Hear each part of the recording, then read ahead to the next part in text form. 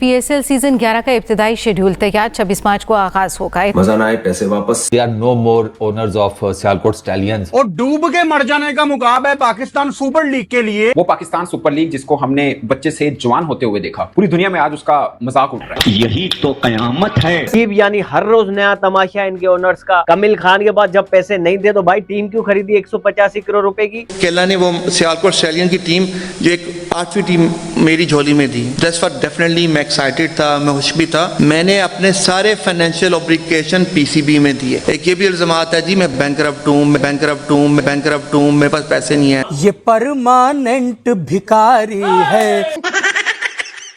अब हो गई बर्दाश्त पाकिस्तानियों की, अब नहीं है भैया, इनका लेवल नहीं है। ओनरशिप गई Aussie group, they are no more owners of Sialkot Stallions. ये जो हरकत की गई है, ऐसा लग रहा है कि पूरी दुनिया में पीएसएल की इन्होंने बदनामी कर दी। पीएसएल की फ्रेंचाइज की तौसीफ साहब ने बड़ा खुल के अब इस पे बात की है। क्या पीएसएल ने पाकिस्तान क्रिकेट को बेहतर करने की बजाय डैमेज किया? अभी हम जंपे मारे, एक टीम बिक गई 250 करोड़ की, एक टीम बिक गई 250 करोड़ की, एक टीम बिक गई 170 करोड़ की। भाई हर साल का भाड़ा ले रहे हो। एक मुहावरा बहुत जुबान ज़दे आम है कि बातें करोड़ों की और दुकान पकौड़ों की।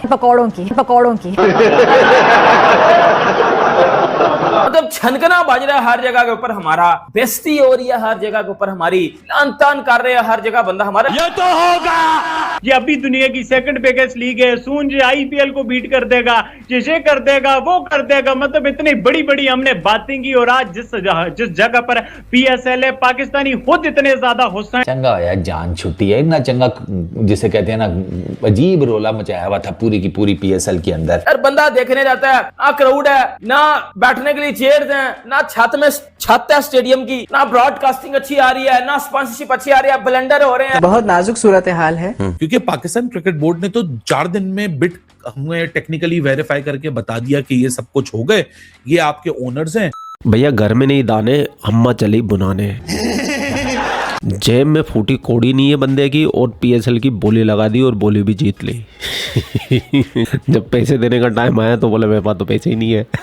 हर रोज नई नई कॉमेडी पाकिस्तान से निकलती रहती है। मैं एक अंग्रेजन का ब्लॉग देख रहा था, वो पाकिस्तान में गई थी पीओके वाले एरिया के अंदर, तो उससे पाकिस्तान नहीं बोला जाता, वो बोलती है पाकिस्तान।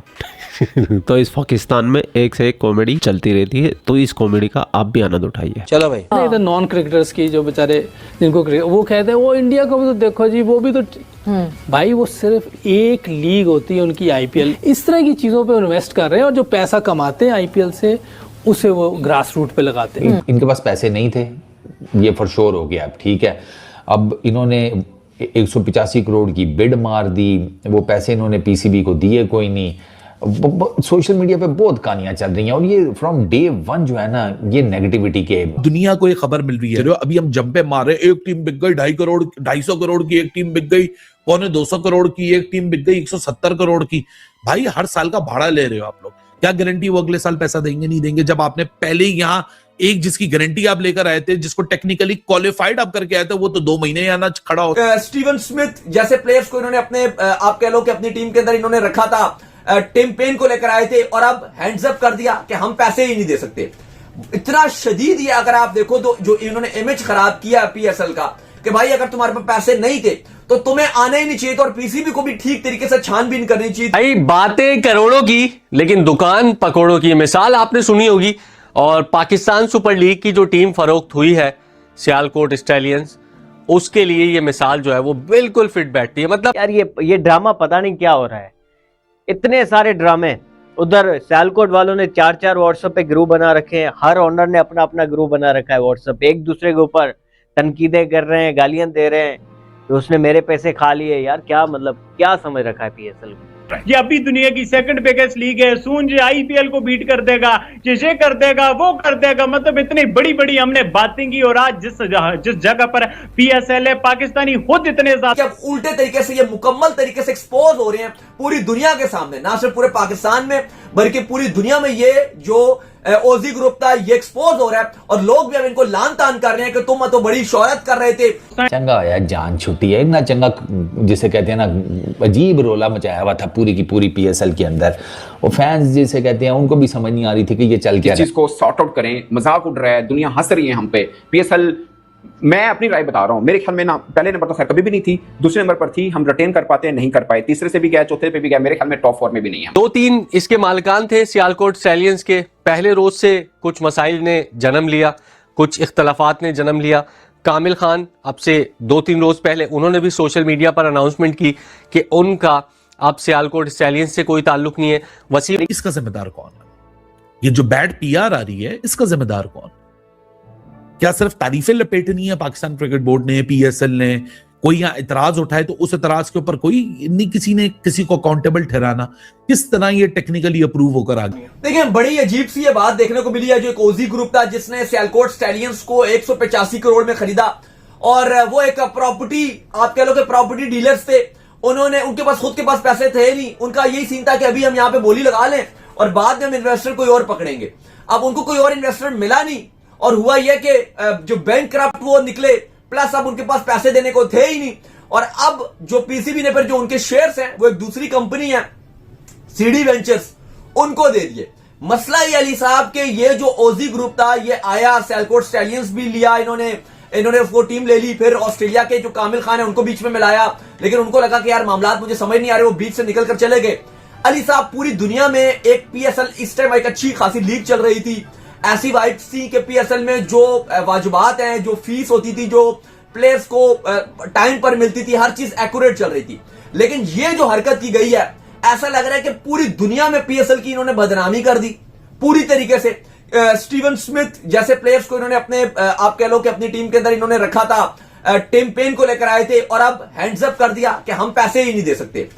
इतना शदीद ये अगर आप देखो तो जो इन्होंने इमेज खराब किया पीएसएल का, कि भाई अगर तुम्हारे पास पैसे नहीं थे तो तुम्हें आना ही नहीं चाहिए था, और पीसीबी को भी ठीक तरीके से छानबीन करनी चाहिए थी कि ये पैसे दे भी सकते हैं कि नहीं।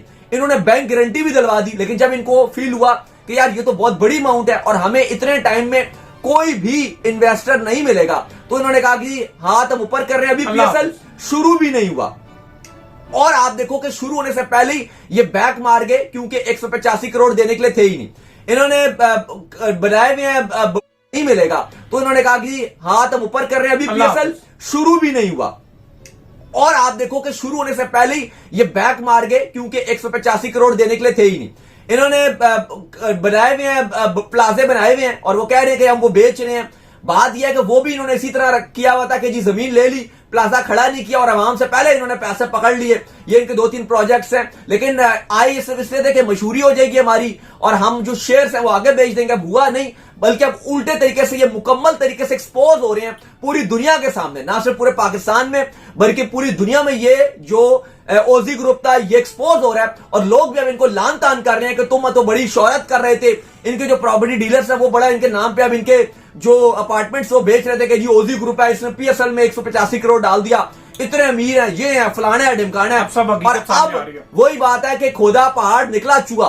पाकिस्तान क्रिकेट बोर्ड ने तो इसके अंदर बड़ी जो आप कह लेंगे मेहनत की थी, और वो ऐसे लोगों को सामने ला रहे थे जिसके अंदर उनको लगता था कि यार ये पैसे भर सकते हैं, क्योंकि इसमें कामिल खान का नाम जुड़ा हुआ था। अगर आप उनको नहीं जानते तो वो आपको पता ही होगा, जो लेजेंड्स की जो लीग है उसमें वो पाकिस्तान टीम के ऑनर है, जो कि इंग्लैंड में खेले रहते, जहां पर लास्ट में आपको याद होगा इंडियन लेजेंड्स ने पाकिस्तान लेजेंड्स के साथ खेलने से इनकार कर दिया। अच्छा, कामिल खान की भी उन्होंने पाकिस्तान की टीम परचेज की हुई थी। अच्छा, कामिल खान की भी स्टोरी आप सुन ले। कामिल खान की जो कहानी है वो ये है कि कामिल खान इनके साथ आए, उन्होंने कहा जी कुछ परसेंटेज उन्होंने रखी थी, अब वो क्लोज नहीं है, लेकिन आई थिंक जो भी थी 20 थी, 30 थी, 25% थी, जो भी थी, उन्होंने कहा था इतने मैं पे करूंगा। अब वो जब ऑक्शन में बैठ गए और वो कहानी आगे से आगे चलती गई, और वो जब ऑक्शन में एक प्राइस उन्होंने सोची हुई थी कि यार इतने में हम इसको ले लेंगे, 110 करोड़ या वट एवर जो भी होगा। अब जब वो बहुत एक्सीड कर गई तो कामिल खान साहब ने कहा यार ये तो बहुत बड़ी अमाउंट होगी, मैं तो इतना एक्सपेक्ट ही नहीं कर रहा था, मैं तो ये सोच रहा था कि यार यही बस मेरा जो मुझे पैसे देने पड़ेंगे वो बस 10, 15, 20 करोड़ देने पड़ेंगे। खैर भाइयों, जाते जाते ये बताओ कि आप लोगों को कितना आनंद आया, मजा आया, और आज दिल खोल के कमेंट करना भैया। अगर एक कमेंट करते थे 2 करोड़, 2 करते थे 4 करोड़, 4 करते थे 8 करोड़, क्योंकि आपके कमेंट पढ़ने के लिए पाकिस्तानी आ रहे हैं, भर भर के गालियां दे के जा रहे हैं। तो आप लोगों का कर्तव्य ही है, आप उनको और गाली देने पर मजबूर करो। मजा आ रही है, दिल गार्डन हो रहा है। आप लोग अपना ख्याल रखें। आपका भाई आपके लिए पाकिस्तान से रिलेटेड वीडियो लाता रहता है। जय हिंद, वंदे मातरम, जय श्री राम, जय श्री राम, जय श्री राम।